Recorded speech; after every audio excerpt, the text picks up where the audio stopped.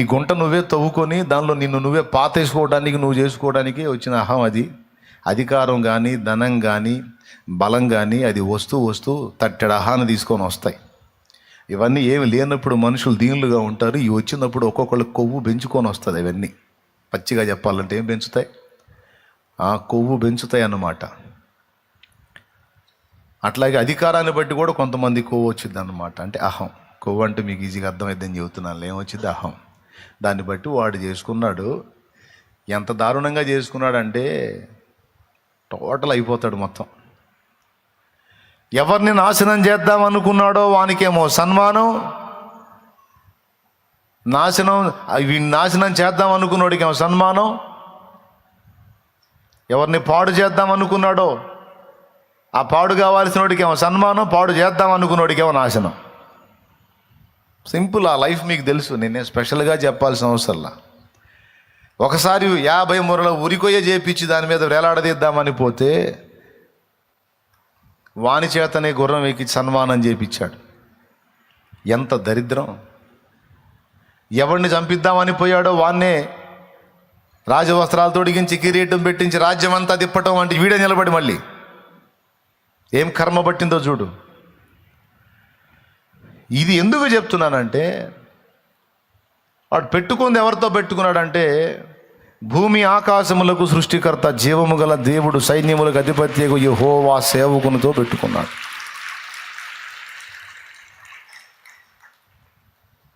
ఎవడో సామాన్యుడితో పెట్టుకునేది వేరు, దేవుడు ఏర్పరచుకున్న వాడిని గదిలించుకోవటం వేరు.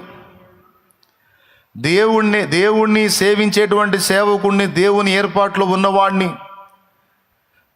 దేవుడు ఎవరిని నియమించుకున్నాడో వాణ్ణి రాజులు, అధికారులు, మనుషులు ముట్టకూడదు. నా ప్రవక్తను ముట్టకూడదు అన్నాడు. ఏదన్నా ఉంటే అతడు నేను అతను తేల్చుకుంటాం. ఇంకా మధ్యలో ఎవడు ఎంటర్ అవ్వడానికి లేదు. రాజ్యములలో వారిని సంచరింపచేశాడు. రాజులు వారికి కీడు చేయకుండా వారిని ఆయన కాపాడుకున్నాడు. తన ప్రవక్తలను ఆయన ముట్టనీయలేదు. సామాన్యుడిని గదిలించుకుంటే అది వేరే సంగతి. కానీ భూమి ఆకాశములకు సృష్టికర్త, విశ్వానికి నిర్మాణకుడైన వాని సేవకుని ముట్టినోడిక సర్వనాశనం అయిపోవటం ఖాయం. వాడు ఎన్ని రకాలుగా పోవాలో అన్ని రకాలుగా పోతాడు. అది హామాను జీవితంలో మనకు కనపడిద్ది. ఎవరి జీవితంలో? హామాను జీవితంలో కనపడిద్ది. మళ్ళీ ఒకసారి స్కెచ్ గీసి ఏకంగా ఆర్డరే తీసుకుంటాడు. ఒక జనాంగం ఉందండి మన రాజ్యంలో, ఆ జనాంగం వల్ల మన ప్రజలకు ఎంతో కీడుందండి. ఆ జనాంగాన్ని త్వరగా నాశనం చేయకపోతే మన శత్రువులతో కలిసి మనల్ని నాశనం చేస్తారు. కాబట్టి మీరు ఆర్డర్ ఇవ్వండి, ఆ జనాంగం మొత్తాన్ని ఏరేస్తానని వాడు ఆర్డర్ తీసుకొని రాజు ముద్రిక తీసుకొని అన్ని ప్రాంతాలకు తాకీదులు పంపిస్తాడు. ఫలానా తారీఖున మీ సమాజాల్లో ఉండేటువంటి యూదులను, అక్కడ ఉండేటువంటి స్థానికులందరూ కూడా ఏకమై, మరి రాజాజ్ఞ, మీ సమాజాల్లో ఉండే యూదులందరినీ కత్తివాత హతం చేయాలి, వారిని బ్రతుకనీయకూడదు, ఇది రాజాజ్ఞ అని డేటు కూడా ప్రకటించి పంపిస్తాడు. ఫలానా నెల ఫలానా తారీఖున వాళ్ళందరినీ హతం చేయాలి, ఇది డేట్ అని. ఇలా ప్రకటించడం అయింది. దీనికంటే ముందే దేవుడు చేసే కార్యం దేవుడు చేస్తాడు. అహష్వేరోషు దగ్గర ఎస్తేరును రాణిని చేసి కూర్చోబెడతాడు. అక్కడ ఎస్తేరును రాణిని చేసి కూర్చోబెడతాడండి. ఆ డేట్ ఇంకా రాదు. ఈలోపు ఆమె రాణి అయి ఉంటుంది. రాజు సముఖంలోనికి వెళ్ళి విందుకు ఆహ్వానించింది రాజుని. రాజు బయలుదేరేటప్పుడు ఇంకో మాట చెప్పింది, మీతో పాటు హామాను గారిని కూడా తీసుకొని రండి అంటది. ఒకరోజు అయిపోయిద్ది విందు కార్యక్రమం, ఫుడ్ పెట్టిద్ది, ఇద్దరికి శుభ్రంగా మర్యాద చేసిద్ది. రాణి, ఇంత మర్యాద నాకు చేశావు, చెప్పు నీ కోసం ఏం చేయాలో, సగం రాజ్యం మట్టుకు నీకు ఇవ్వబడిద్ది అంటాడు. రాజ్యం వద్దు, నీ బంధొద్దు, రేపు కూడా రా మళ్ళీ విందుకంటది. దేవునికి స్తోత్రం. రేపు కూడా రావా మళ్ళా విందుకి, పని ఉంది అంట. చిత్తం తప్పకుండా వస్తానంటాడు. వచ్చేటప్పుడు హామాను కూడా తీసుకొని రా అంట. వాడి ఇంటికాడ తెగ చెబుతుంటాడు, రాణి ఎందుకో రాజుగారితో పాటు నన్ను కూడా విందుకు ఆహ్వానించింది, నిన్న ఆహ్వానించింది, మళ్ళీ ఈరోజు కూడా నాకు పిలుపు వచ్చింది రాణిగారు అంతఃపురం నుండి. అసలు నిజంగా నాకు అసలు ఏందో అన్ని ఇట్ట కలిసి వస్తున్నాయి ఏందో అసలు అని వాడు చాలా ఆనందపడతాడు. ఒకడంతే సావు మూనోడికి అన్నీ అంతే వస్తాయి. దేవునికి స్తోత్రం, హల్లెలూయా. ఆ వచ్చే కొద్దీ వీడు ఇంకా మిడిసి పడుతుంటాడు. పెరిగే కొద్దీ ఎదిగే కొద్దీ ఒదిగి ఉండాలని పెద్దల సామెత ఉంది. ఏమండి, దేవుడు నిన్ను ఒక ఎదుగుదలలో తీసుకొస్తే ఒదిగి ఉండటం క్షేమం. అంతేగాని ఇతరుల మీద హాని ప్రదర్శించి ఇతరులను దెబ్బగొట్టాలని ప్రయత్నిస్తే ఎవడు తవ్విన గుంటలో వాడే పడతాడు అనేది ఈ హామానుగాడి జీవితంలో ఫైనల్గా నెరవేరింది.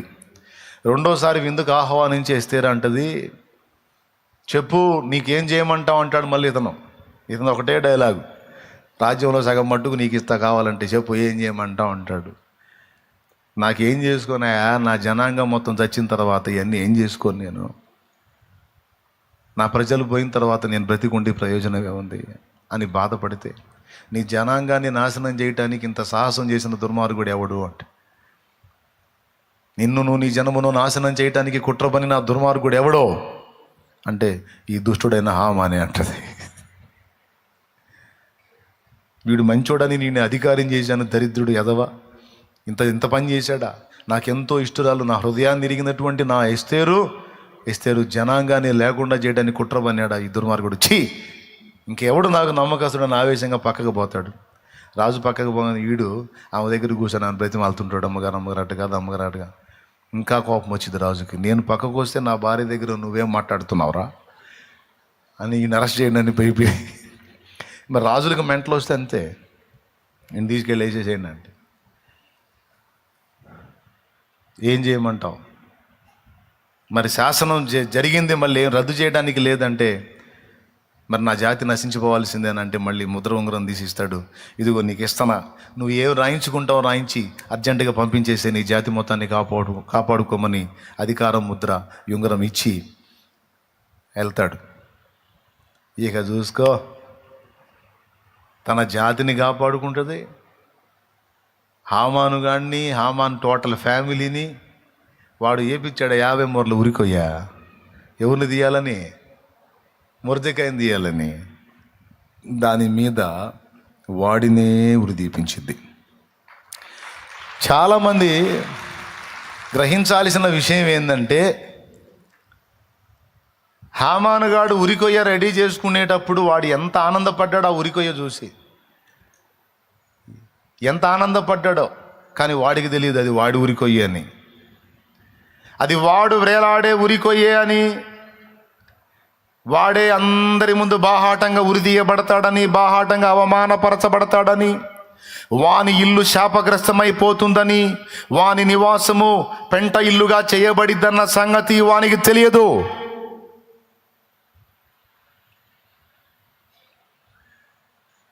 వాడు ఎంత నాశనం అవుతాడో వానికి తెలియదు. కానీ వానికి వచ్చిన అధికారం వానిలో అహాన్ని పెంచితే, ఆ అహం ఎవరిని నాశనం చేసింది? ఆ అహం ఎదుటోళ్ళని నాశనం చేయటానికి పడగలెత్తి బుసగొట్టి చివరికి ఎవడైతే దానికి ఆశ్రయం ఇచ్చాడో వాడినే కాటేసి నాశనం చేసిన చరిత్ర హామాన్ లైఫ్లో మనం చూడొచ్చు. ఈ రకంగా ప్రతి మనిషి కూడా ఏదో ఒక సందర్భంలో ఏదో ఒక విషయాన్ని బట్టి అహానికి వెళ్తాడు, అహం విషయంలో రెచ్చిపోతూ ఉంటాడు. ఈరోజు ఇక్కడ కూర్చున్న మీరు కూడా ఎవరి మీద ఏ విషయాల్లో అహానికి వెళ్ళారో, ఎవరిని విరగదీయాలని మీరు ట్రై చేస్తున్నారో, ఎవరి మీద ఏవేవి సాధించాలని మీరు అనుకుంటున్నారో దయచేసి ఆలోచన చేయండి. మనం దీన మనస్కులై ఉండాలని, కరుణాచిత్తులై ఉండాలని, వినయ మనస్కులై ఉండాలని ప్రభు ఆశిస్తున్నాడు తప్ప అహంకారులుగా, అహంభావులుగా, గర్వహృదయులుగా మనం ఉండాలని మన దేవుడు ఇష్టపడట్లేదు, కోరుకోవటం లేదు మన దేవుడు.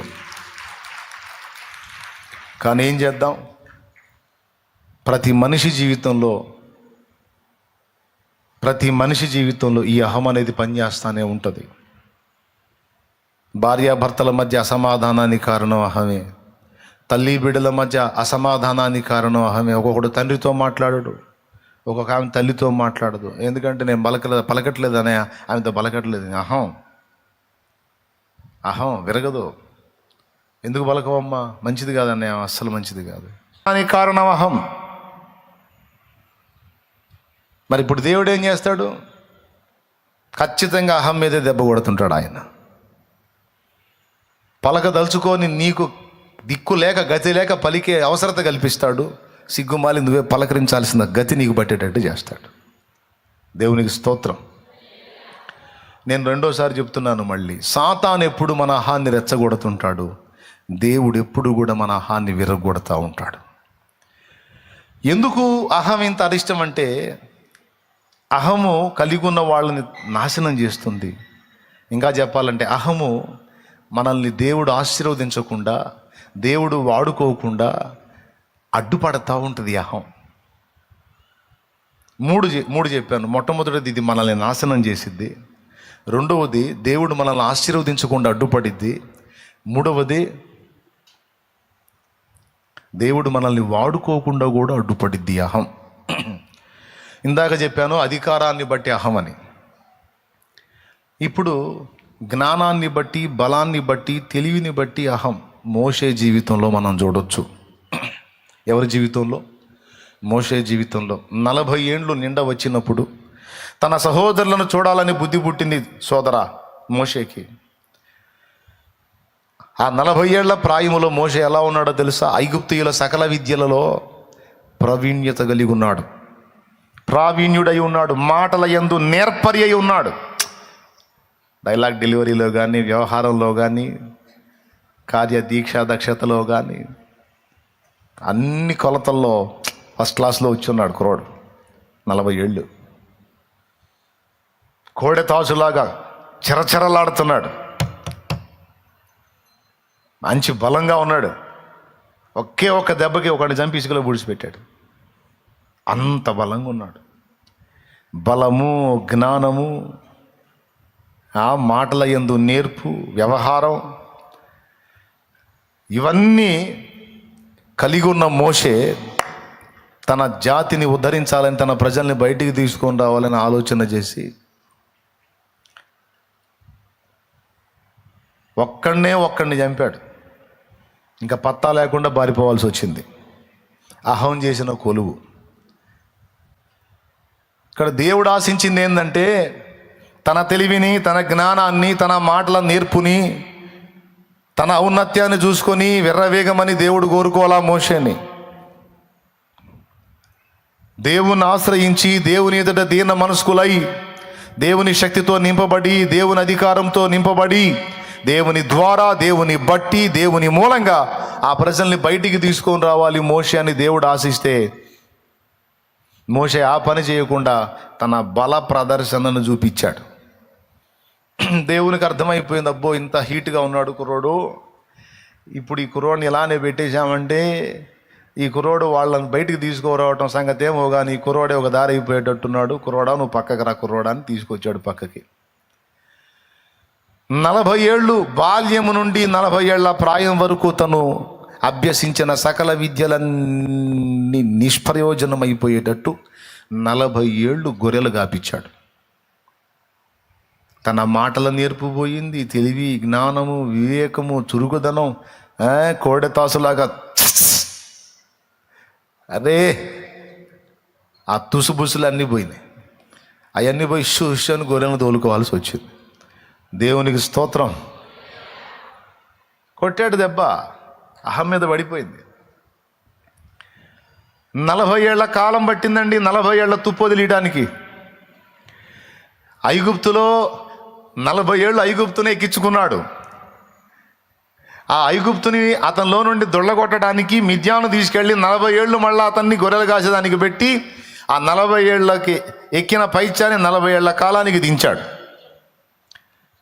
మొత్తం 80 వచ్చినాయి.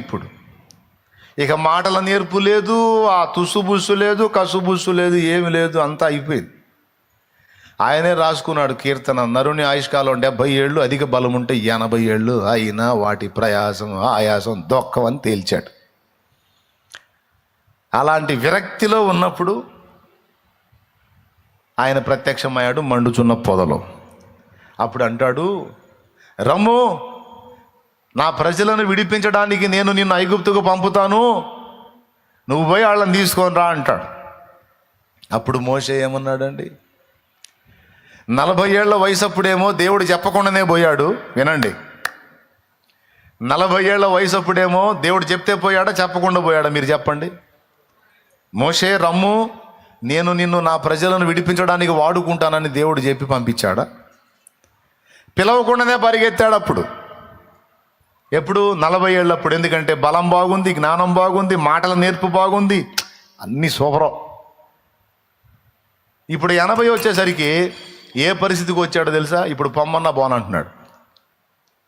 అప్పుడేమో వద్దన్నా పరిగెత్తాడు, ఇప్పుడేమో రమ్ము, నిన్ను ఐగుప్తు రాజైన ఫరో ముందుకు పంపిస్తాను, నువ్వు వానితో మాట్లాడి నా ప్రజలను బయటికి తీసుకొని రావాలి అంటే, ప్రభువా, నేను మాట నేర్పరింది గాను, నోటి మాన్యం కలవాడిని, వాళ్ళు రారు అని ఎన్ని వంకలంటే 4 సార్లు వంకలు చెప్తాడు.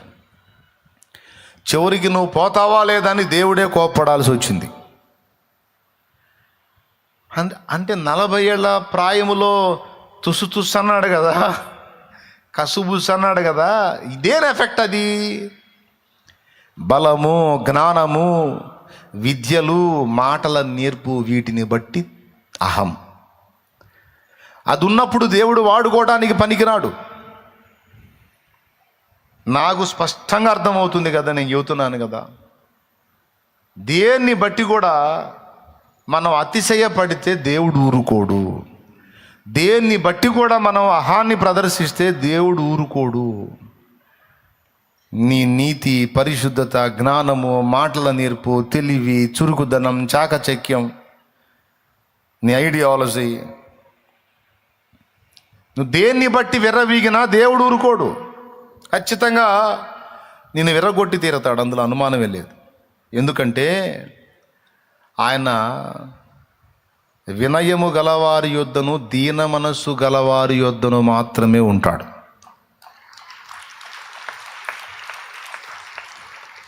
ఇక వినయము, దీన మనసు అంటే ఇంకా ఎక్కడా కూడా అహం లేదు, అన్నీ విరిగిపోయినట్టు. అదే కదా మనం 2 సార్లు పాటల్లో పాడుకుంటాం. విరిగిన దానిని కోరదు లోకం, విరుగని చోని దృష్టిలో శూన్యం. దేవునికి మహిమ, దేవునికి మహిమ. మనం కూడా పాడుకున్నాం. విరిగిన దానిని లోకంలో ఎవరు కోరుకుంటారు, విరిగిన మనసును వాడుకుని నీతో ఎవరు సరిరారు. విరిగిన దానిని లోకంలో ఎవరు కోరుకుంటారు, విరిగిన మనసును వాడుకుని నీతో ఎవరు సరిరారు. దీనులను జ్ఞానులుగా శ్రీమంతులుగా మార్చగలిగిన మంచి దేవుడవు నీవే యేసయ్యా. మార్చగలిగిన మంచి దేవుడవు నీవే యేసయ్యా. నీవు లేకపోతే నా బ్రతుకే లేదయ్యా, నువ్వు చేరదీయబోతే నా మనసే చేదయ్యా. లేకపోతే నా బ్రతుకే లేదయ్యా, నువ్వు చేరదీయబోతే నా మనసే చేదయ్యా. దేవునికి మహిమ.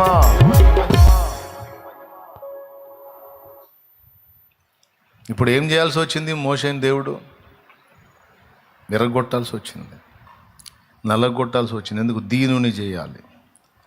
నువ్వు దేన్ని బట్టి విర్రవీగినా దేవుడికి నచ్చదు. నాది ఏమి లేదయ్యా, నీ కృప, నీ దయ, నీ కృప లేకపోతే నా బతుకే లేదయ్యా, నీ దయ లేకపోతే నా జీవితమే లేదు, నాలో ఏదున్నా అది ఎందుకు పనికిరాదు ప్రభువా, కేవలం నీ కృపే నాయనా, నీ కృపే అన్నాడు. దేవుని ముందే కాదు, ఇతరులతో వ్యవహరించేటప్పుడు కూడా మనకు ఆ మైండే ఉండాలి. నువ్వు ఎప్పుడు నీకంటే ఇతరులు యోగ్యులు అనుకుంటావో అప్పుడు నీవు దీన మనసు గలదానివి, దీన మనసు గలవాడివి. ఏడిశారు వాళ్ళ బొంద, వాళ్ళకి ఏం తెలుసు, వాళ్ళట్ట వీళ్ళిట్ట, అసలు మనం గొప్ప అన్నంత వరకు అది అహమే. ఏదో ఆయన కృప కానీ నాకంటే వాళ్ళు గొప్ప, వీళ్ళు ఎదుటి వాళ్ళే నాకంటే యోగ్యులు గొప్ప. దీనుడు అదే అనుకుంటాడు, దీనురాలు అదే అనుకుంటుంది. అలాంటి వినయము దీన మనసు గలవారి దగ్గరే నేను ఉంటానని ఆయన చెప్తున్నాడు. మరి ఇప్పుడు దేవుడు నివాసం ఉండాలి, స్తోత్రం. దేవుడు నివాసం ఉండాలంటే ఏమై ఉండాలి? అహంకారులై ఉండకూడదు, దీనులై ఉండాలి. అహం ఉంటే ఊరుకోడు దేవుడు, ఉండలేడు, అహంకారుల దగ్గర ఉండలేడు. మరి ఇప్పుడు ఏం చేయాలి? దేవుడు మన దగ్గర ఉండాలంటే ఏం ఉండకూడదు? అహం ఉండకూడదు. అందుకే రోజు ఎరగదీస్తూ ఉంటాడు అన్నమాట. నా భాషలో చెప్పాలంటే ఎప్పుడు మళ్ళీ అహం మేలుకుంటుంది అప్పుడు దేవుడు చేసే పనిని ఎరగదీస్తూ ఉంటాడు. ఎరగదీయకపోతే ఉండాది కాదు, ఉండలేడు. అందుకే విరగొట్టడం, దీనులు చేయటం ఉంటాం మన దగ్గర. మోషేని వాడుకోవటానికి అహం అడ్డుపడింది. అందుకే 40 ఏళ్ళు దాన్ని విరగొట్టి ఖాళీ పాత్రను చేసి చివరికి మోషేని దీనుణ్ణి చేసి నా వల్ల కాదు నాయనా అన్న స్థితికి తీసుకొచ్చి, ఎప్పుడైతే నా వల్ల కాదు అని తన అయోగ్యతను ప్రకటించాడో అప్పుడు అన్నాడు, ఇదిగో నేను నీకు తోడై ఉన్నాను, నేను నీకు తోడుగా ఉంటాను. ఇప్పుడు అర్థమైపోయిందిగా నువ్వేం చేయలేవని, నీ దగ్గర ఏం లేదని. ఆనాడేమో నేను వద్దన్నా పరిగెత్తావు, ఇప్పుడు పొమ్మన్నా పోవట్లేదంటే నీ అయోగ్యత, నీ అనర్హత, నీ బలహీనత, నీ చేతగానితనం, నీ అసమర్థత నీకు అర్థమైంది. నేను ఎవరినైనా వాడుకోవాలనుకుంటే వానికి ముందు ఇది అర్థమై ఉండాలి. నేను ఎవరినైనా వాడుకోవాలంటే, నేను ఎవరిని వాడుకోవాలనుకున్నానో సదరు వ్యక్తికి ఈ విషయాలు అర్థమై ఉండాలి. అప్పుడే నేను వాడుకుంటా. నేను కూడా కొంచెం పర్వాలేదు, నాకు కూడా కొంచెం జ్ఞానం ఉంది, నేను కూడా కొంచెం పరిశుద్ధుడినే, నేను కూడా కొంచెం నీతి గలవాడినే, నేను కూడా కొంచెం పర్వాలేదు అని కాదు. తానెంత బలహీనుడో, అయోగ్యుడో, అపాత్రుడో, అనర్హుడో, బలహీనుడో ఎవడు గుర్తిస్తాడో వానిని వాడుకుంటాను నేను. స్త్రీ అయినా పురుషుడైనా వీటిని గుర్తించిన వాళ్ళని దేవుడు వాడుకుంటాడు. వీటిని గుర్తించకపోతే దేవుడు వాడుకోలేడు. ఎందుకంటే వీళ్ళ అహంతో విర్రవీగుతారు, దెబ్బతింటారు. ఒకవేళ దేవుడు నన్ను వాడుకోవాలి, దేవా నన్ను వాడుకో నాయనా వాడుకో అని ప్రార్థన చేస్తుంటారు కదా కొంతమంది. చిత్రం ఏందో, మీలో కొంతమంది ఈ విధమైన ప్రార్థన ఎప్పుడైతే మొదలు పెట్టారో అప్పుడు మీకు అగచాట్లు స్టార్ట్ అయినాయి. దేవా నన్ను నీ కొరకు వాడుకో అని నువ్వు ప్రార్థన చేయకముందు నీకే గొడవ లేదు. నేను చెప్పిన దాన్ని కొంచెం ఆలోచించి చూడండి, నిజమో కాదో మీకే అర్థమైద్ది. దేవా నన్ను నీ కొరకు వాడుకోయ్యా, నన్ను నీ కొరకు వాడుకో ప్రభువా, 10 మంది రక్షణ కొరకు నన్ను వాడుకోయ్యా, అనేకులకు దీపంగా నన్ను వెలిగించయ్యా, అనేకులకు ఆశీర్వాద కారణంగా నన్ను చేయయ్యా అని ఎప్పుడైతే నువ్వు ప్రార్థన చేయటం మొదలు పెట్టావో అప్పుడు నీకు స్టార్ట్ అయింది అగచాట్ల పర్వం. ఇబ్బందుల కొలిమి స్టార్ట్ అయింది, శ్రమల కొలిమి స్టార్ట్ అయింది, నిందల పర్వం స్టార్ట్ అయింది, వ్యతిరేకతలు స్టార్ట్ అయినాయి, శోధనలు స్టార్ట్ అయినాయి, అన్నీ వచ్చినాయి. అన్నీ కాబట్టి కొన్నైనా వచ్చి ఉంటాయి నీకు. నీకు ఆశ్చర్యం, వాడుకోమంటే ఈ బాధలు ఏందని. అంటే దేవుడు నిన్ను వాడుకోవడానికి ముందు అర్హమైన పాత్రగా తీర్చిదిద్దుకుంటాడు. అర్హమైన పాత్రగా నిన్ను తీర్చిదిద్దే ప్రక్రియలో ముందు దేవుడు చేసే పని ఏంటంటే, నిన్ను ఆయన పనికి వాడబడకుండా అడ్డగించే అహాన్ని నాశనం చేయటమే ముందు దేవుడు చేసే పని. నీలో ఆ నేను అనే స్వయాన్ని, అహాన్ని విర్రగొట్టడానికి దేవుడు రకరకాల పరిస్థితులను నీ జీవితంలోకి అనుమతించి ఆయన అనుకున్న దాన్ని నీలో సాధిస్తాడు. ఆ సాధించే ప్రక్రియలో రకరకాల పరిస్థితుల్ని, నీకు ఊహించని పరిస్థితుల్ని నీ జీవితంలోకి అనుమతించి సరిచేస్తాడు. ఆ పరిస్థితులు నీ జీవితంలోకి అనుమతిస్తున్నప్పుడు ఆ సెగ తట్టుకోలేక, ఆ కొలిమి తట్టుకోలేక నువ్వు అడుగుతావు, దేవా ఎందుకు నాకు ఈ పరిస్థితి, ఎందుకు నాకు ఈ బాధలు, ఎందుకు నాకు ఈ శ్రమలు, ఎందుకు నాకు ఈ శోధనలు నువ్వు అంటే దేవుడు అంటాడు, నువ్వేగా ప్రార్థన చేసావు రోజు, నన్ను వాడుకో, నన్ను వాడుకో, నన్ను వాడుకొని వాడుకుందామని. వాడుకోమంటే వాడుకో నాయనా, నన్ను ఆడుకుంటున్నావేంది దేవా? నువ్వు వాడుకోవాలని ప్రార్థన చేశావు కానీ నువ్వు నాతో ఆడుకుంటున్నావేంది తండ్రి? అసలు ఏంది తండ్రి నా పరిస్థితి, ఏంది తండ్రి? ఆడుకోవట్లేదు తల్లి, ఆడుకోవట్లేదు నాన్న. వాడుకోవటానికి అర్హమైన పాత్రగా నీలో నేనుండి పని చేయడానికి అడ్డగించే అహాన్ని విరగొడుతున్నాను. ఎందుకంటే నువ్వు నా కార్యాన్ని నెరవేర్చాలంటే నా కృప నీకు కావాలి. ఆ కృప నీకు దొరకాలంటే అది అహంకారం ఉంటే దొరకదు, దీనులకు దొరికిద్ది. ఎవరికి దొరికిద్ది? ఎందుకంటే నేను అహంకారులను ఎదిరిస్తాను, దీనులకు కృప చూపుతాను.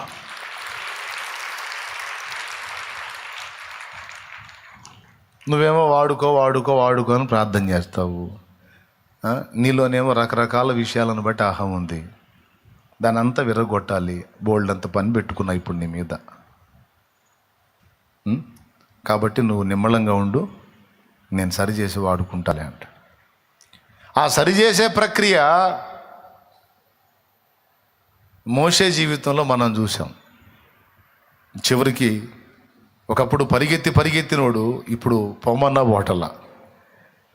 ఇది నిర్గమాకాండం 3వ అధ్యాయంలో మీకు దొరికిద్ది. ఇంటికి పోయినావు చూసుకోవచ్చు, మీకు తెలియని స్టోరీయా. ఇక్కడ మోషే విషయంలో స్వయాన్ని విర్రగొట్టడానికి 40 ఏళ్ల కాలం తీసుకున్నాడు, విర్రగొట్టాడు. ఈ 40 ఏళ్ల ట్రైనింగ్కి మళ్ళీ 40 ఏళ్ల ఆయుష్కాలం పొడిగించి మొత్తం మీద మోషేని 40 ఏళ్ళు బలంగా వాడుకున్నాడు దేవుడు. వాడుకున్నాడు. వాడకానికి ముందు అహాన్ని విర్రగొట్టడం అనేది చేశాడు.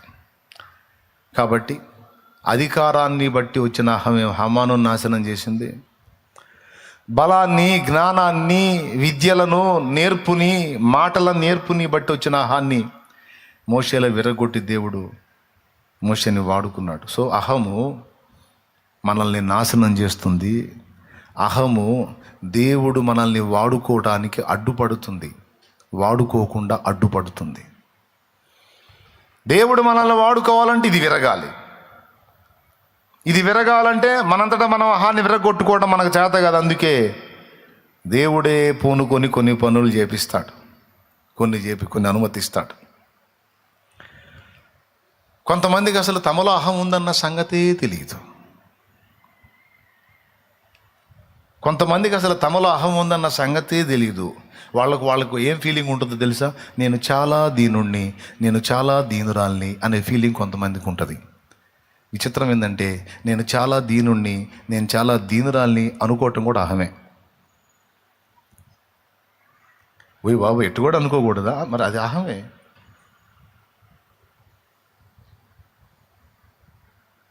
ఈ డైలాగ్ మళ్ళీ మనలో ఉంచుకోవడంగా జనంతో కూడా మాట్లాడదు. ఏమండి, నేను వాళ్ళలాగా వీళ్ళలాగా మిడిసిపడినండి, నాకు చాలా దీన మనసు అండి, చాలా తగ్గింపు అంటే అర్థమైంది.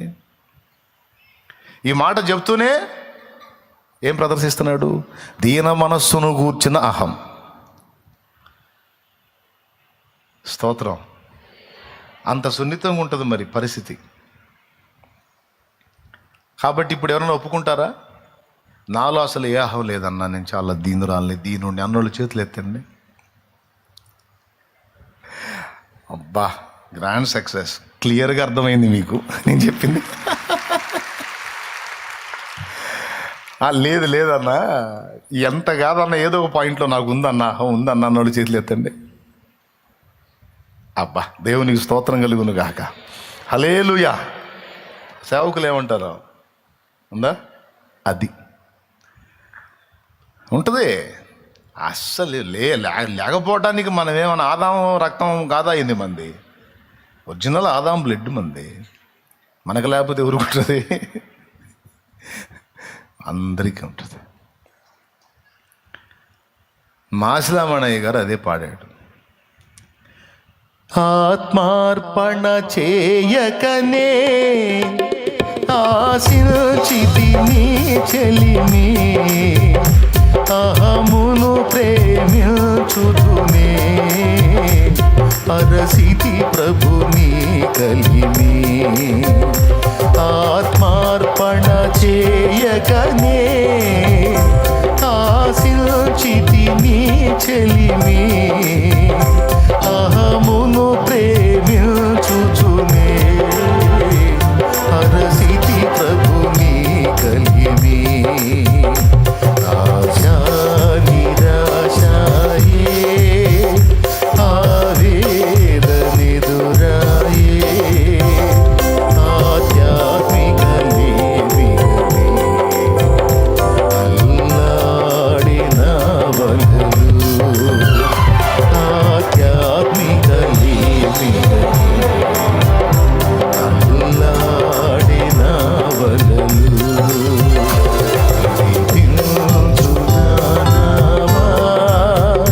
నడి సంద్రమున దేవా నవ జీవన మార్గమున నా జన్మ తరింప.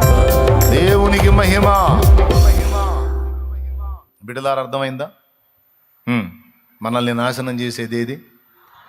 కాబట్టి అధికారాన్ని బట్టైనా, ధనాన్ని బట్టైనా, జ్ఞానాన్ని బట్టైనా, అందాన్ని బట్టైనా, బలాన్ని బట్టైనా, కులాన్ని బట్టైనా, కొంతమందికి కులం విషయంలో ఏం గర్వమో గర్వం. అది మళ్ళా అబద్ధం. అది మళ్ళా అబద్ధం. కులం నిజం కాదు, మానవ కపోల కల్పితం. అది దాన్ని పట్టుకొని ఒకడు ఏం విర్రవీగుతున్నాడో నాయన. మళ్ళీ ఇంతసేటు విర్రవీగేవాడు బొందలగడ్డలో పోతే ఏ పుర్రి ఏ కులందో ఎవడు చెప్పలేడు. పుర్రెల మీద ఏమన్నా రాసి ఉంటుందా? మేము ఫలానా ఆసు పీస్ అని ఏముంటుందిగా. కులాన్ని బట్టి గర్వం. కొంతమంది తగులుతారు నాకు. వాళ్ళు టచ్ అయ్యారంటే ఖచ్చితంగా ఏదో ఒక టైంలో ఆ క్యాస్ట్ పేరు తెస్తారు నా దగ్గర. ట్యాన్ వరకు ఒక రెస్పెక్ట్ తెచ్చినాక నేను జంపాడు నుంచి ఇక గజ్జోళ్ళని చూసినట్టు ఫీల్ అవుతాను నేను. గజ్జి పెట్టినోడిని చూస్తే కొంచెం శీతలు పుట్టిద్ది, మనకు అట్ట పుట్టిద్ది. కానీ వాళ్ళకి అది ఎక్స్పోజ్ చేయకపోతే మనశ్శాంతి ఉండదు. అది కులాన్ని గూర్చిన గర్వం. క్రీస్తు యేసునందున్న వాళ్ళకి దాన్ని గూర్చి కూడా ఉండకూడదు. ఎందుకంటే అది ఒక పచ్చి అబద్ధం. అది అబద్ధానికి జనకుడైన సైతాను కల్పితం. కాబట్టి దాన్ని మనం లక్ష్య పెట్టకూడదు, దానికి మనం ప్రయారిటీ ఇవ్వకూడదు. అర్థమైందా? ధనాన్ని బట్టి కానీ, జ్ఞానాన్ని బట్టి కానీ, బలాన్ని బట్టి కానీ, కులాన్ని బట్టి కానీ, దేనిని బట్టి కూడా మనకు అహము తగదు, అతిశయము తగదు. మన అతిశయం ఒక్కటే. అతిశయించువాడు ప్రభువునందే అతిశయించవలెను, అంతే. క్రీస్తు యేసే మన అతిశయం. నా అది మీకు తెలియని పాటే ఉంది కాదు కదా, తెలుసు కదా. కాబట్టి మన అతిశయం ప్రభువే. ఇక ఆయనకు మించి ఇక దేన్ని బట్టి కూడా మన అతిశయం ఉండవు. ఒకవేళ కలిగి ఉన్నావా దాన్ని ఖచ్చితంగా విర్రగొట్టే పని దేవుడు చేస్తాడు. కులాన్ని బట్టి నువ్వు విర్రవీగావంటే కులపోళ్ళి నిన్ను థూ అనేటట్టు చేస్తాడు. ఆ కులాన్ని బట్టి మిడిసిపడవాకు.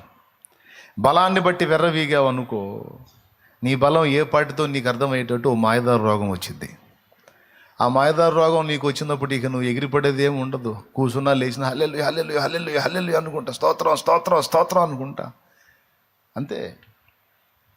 ధనాన్ని బట్టి విర్రవీగావనుకో, ఏదో గాలి దోలినట్టు దోలి అడ్రస్ లేకుండా పోయిద్ది ఎంతసేపు.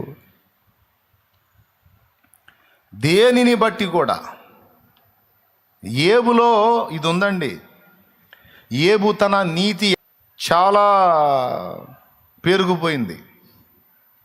ఎంత డేరుగా అన్నాడంటే, దేవుని దగ్గరికి నేను పోవాల్సి వస్తే రాజు వలె పోతా ఆయన దగ్గరికి అన్నాడు. సభలోకి రాజు పోయేటప్పుడు తల దించుకొని పోతాడా, తల ఎత్తుకొని పోతాడా? తల ఎత్తుకొని చుట్టూ చూసుకుంటా అలా స్ట్రైట్గా చూసుకుంటూ వెళ్తాడు. నేను దేవుని ముందుకెళ్తే ఇలా పోతా, ఎందుకంటే నాలో ఏ తప్పు లేదు, ఏ పాపము లేదు, ఏ లోపం లేదు. నేను అన్ని విషయాల్లో పర్ఫెక్ట్గా ఉన్నా. ఆయన ఏ నీతి నియమాలు చెప్పాడో అవన్నీ నేను పక్కా ఫాలో అవుతున్నా అని ఆయన అంతరంగములో తన నీతిని బట్టి, స్వనీతిని బట్టి విర్రవీగాడు. అది పక్కా మనకు దొరికింది చదివితే ఏబు గ్రంథం. ఏబు నీతిమంతుడు, భక్తిపరుడు, యథార్థవంతుడు, యెహోవా యందు భయభక్తులు కలిగి చెడుతనం విసర్జించినవాడు, అన్నీ ఓకే. కానీ వీటన్నిటిని బట్టి ఒక అహం అనేది అతనిలో పేరుకుపోయింది అనేది మాత్రం లేఖను నిగూఢంగా చూపిస్తున్న సత్యం. అంటే భక్తిని బట్టి కూడా గర్వం వచ్చిద్ది అని గ్రంథం చెప్తుంది. దాని పేరు భక్తి గర్వం. ఏం గర్వం? భక్తి గర్వం. వైట్ అండ్ వైటే వేసుకొని తిరిగే వాళ్ళు కలర్ వేసుకునే వాళ్ళని పురుగుల్లా చూస్తారు. దట్ ఈజ్ భక్తి గర్వం. వైట్ అండ్ వైట్ వేసుకొని తిరిగే వాళ్ళు కలర్ వేసుకున్న వాళ్ళని చూసి, కలర్ బట్టలు వేసుకున్న పురుగులు చూసినట్టు చూస్తారు. లోకాశాలు చావాలా, వీళ్ళకి శరీరేచ్ఛలు చావాలా, కలర్ బట్టలు వేసుకొని తిరుగుతున్నారు. సరే, కలర్ వేసుకున్న వాళ్ళు దీనిలో ఉన్నారు. వైట్ అండ్ వైట్ వేసుకొని నేనేదో పరిశుద్ధ వస్త్రం ధరించానని నువ్వు గర్విస్తున్నావు. దేవుడు నీకెళ్ళి చూసినప్పుడు బాగా కలుం బురదలో పొల్లిన పందిని చూసినట్టు మొహం, మనం బాగా బురదలో పొల్లిన పందిని చూసి మొహం ఎట్ట పెట్టుకుంటాం? ఆప్యాయంగా పెడతామా? పందిని చూసి ఆహా అని పెడతామా? లేదా ఎట్లా ఫేస్ ఎట్ట పెడతామండి పందిని చూస్తే? ఎట్ట బెటరా? ఏం ఫీలింగ్ ఉండదా? అట్ట పెడతారా? ఫేస్ ఎట్ట పెడతారు చెప్పొచ్చుగా, అసహించుకుంటారా? అలాగే భక్తి గర్వంతో విర్రవీగే వాళ్ళ మొఖాలు చూసినప్పుడు దేవునికి ఆ పందిని చూసిన ఫీలింగే వచ్చింది. ఎందుకంటే ఇక్కడ గర్వాన్ని ఒప్పుకోడు, అహాన్ని ఒప్పుకోడు.